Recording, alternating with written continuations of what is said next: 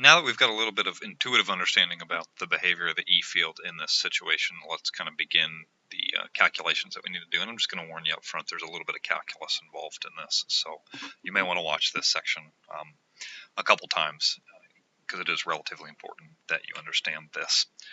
First, I'm going to start the analysis just by drawing the Z row axis.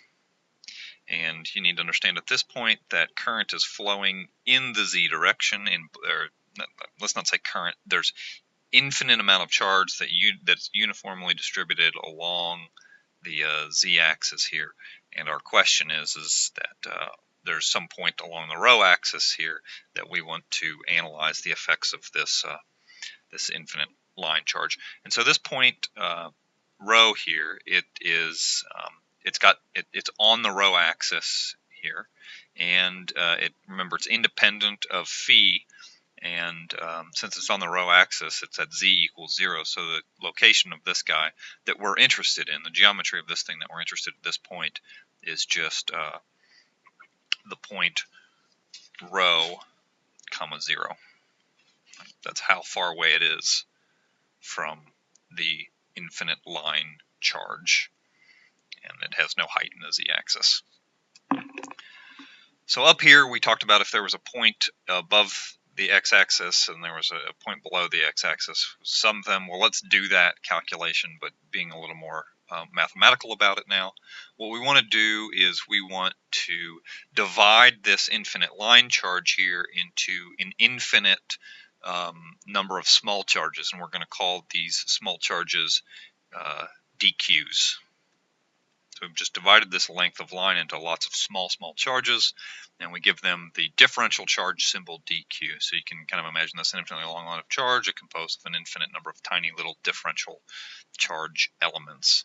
And here I've drawn this one little charge element dq. It's infinitely small, and it's located away from the origin z meters. So the location of that point in space is going to be 0 on the row axis. It's along the z-axis, right? So rho is equal to 0, and it's just some height above the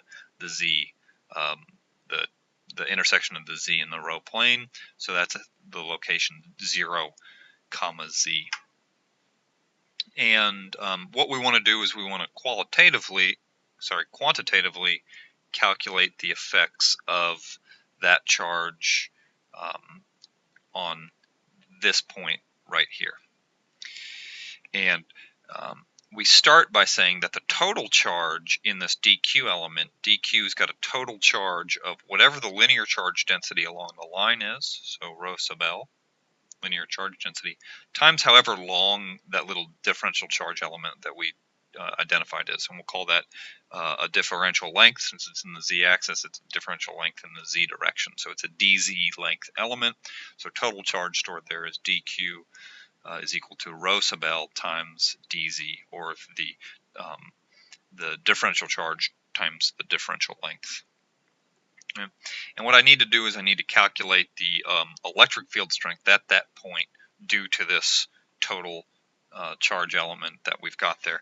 And we do that using Coulomb's law, and so that's E is equal to Q over 4 pi epsilon r squared, and we know that that's going to point in the radial direction from here to here. A hat r is what we've been calling it.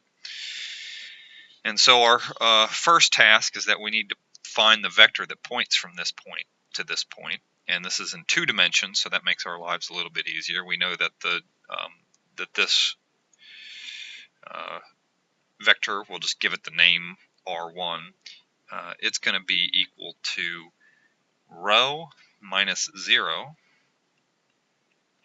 and that's pointing in the rho direction, so that's a hat rho, it's the unit vector in the rho direction, and then plus 0 minus z, and that's in the z direction. So real simply, r1 is just equal to rho a hat rho minus z a hat z. Sorry, this is the magnitude right here. We now need to know the magnitude of this vector. So the magnitude of r1 vector is just going to be the square of that plus that. squared. And so this is just equal to the square root of rho squared plus z squared. And then finally we want to know what this a hat r vector is. And we find that by taking a hat r is equal to r1 vector over the magnitude of the r1 vector. And so that's just rho over rho squared plus z squared, and that points in the rho direction, minus z over the square root of rho squared plus z squared.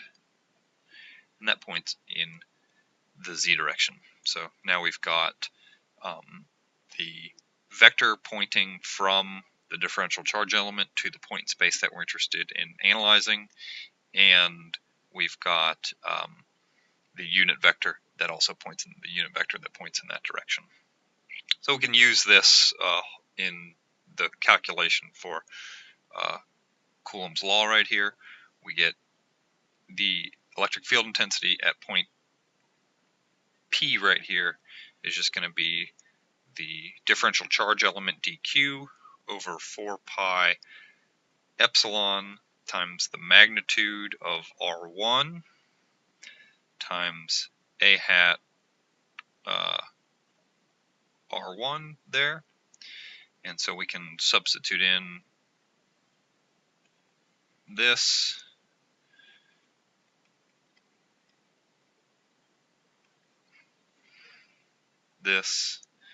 and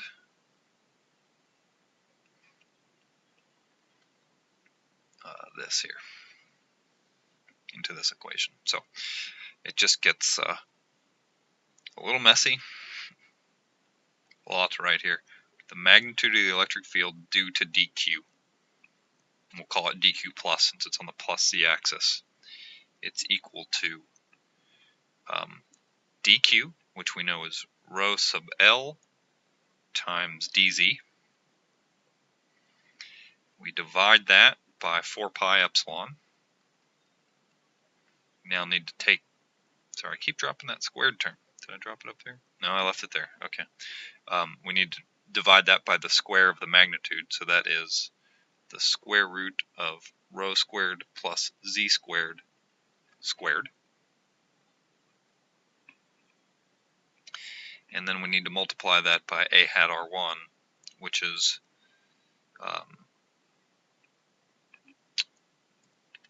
rho over the square root of rho squared plus z squared a hat rho minus z over rho squared plus z squared a hat z. That's the unit vector there. So far all I've done is a little bit of substitution.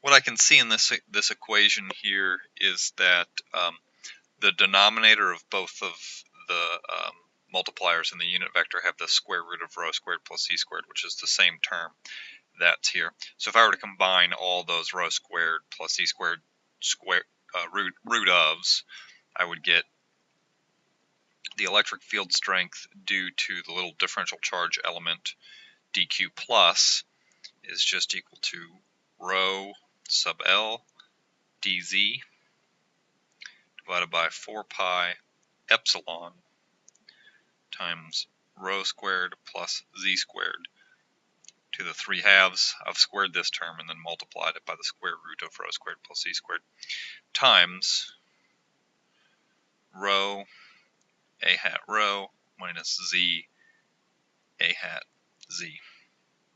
So that's the total E field right there. So box that in. That's an important finding right there. In our qualitative analysis, what we did is we said, okay, if there's a point up here, it's always going to be counteracted by a point down here. So that means if we extend it to our qualitative analysis, there's another dq point. We'll call that dq minus down here. And its effect is going to be exactly the same as dq plus's is, except it, instead of pointing in the negative z direction, its vector is going to point in the positive z direction. So as long as it's located z units away from the origin, whoops.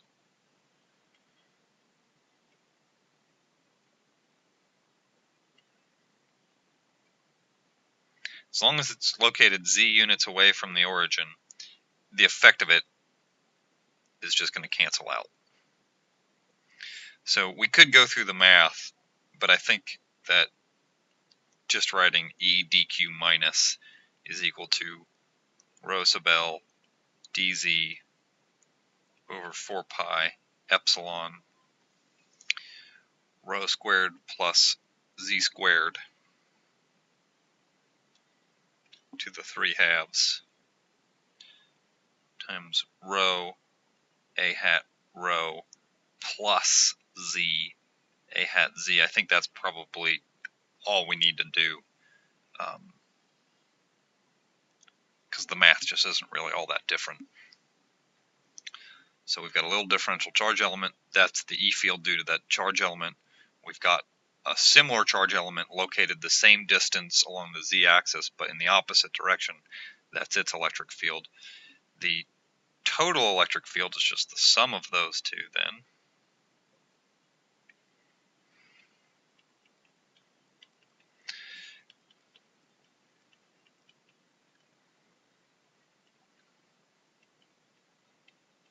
Right, so we're using the superposition principle right there, and we can see that the multipliers out here are the same, so that's just going to equal the distributed charge density rho sub L times the differential length of the charge element dz over 4 pi times the electric permittivity times the position of the point rho squared plus z squared to the 3/2. So that's the point. Where are we measuring in space? That's how far is the differential charge element away from the origin. And then if we add these unit vectors together, we see that the z-axis is going to cancel out, and we're just left with 2 rho a hat p. 2 rho hat, 2 rho a hat rho, excuse me, volts per meter. And so, as we predicted in kind of our intuitive analysis of it, the sum of the two dq elements, dq plus and dq minus, is going to produce an electric field that only points in the rho direction. And the problem with this analysis is that we've only considered 2 points, one dq element above the rho axis and one dq element below the rho axis. To calculate the total E field for the infinite line here, I have to integrate the effects of all of these charge elements. And since this E total includes 2 elements, one above and one below, what I need to do is I either need to integrate from here to positive infinity, from 0 to positive infinity, or I need to integrate from 0 to negative infinity. I need to integrate from the origin on, since I've already considered a point above and below. It doesn't matter which approach that you take. I tend to integrate from 0 to positive infinity, and I'll do that in the next video.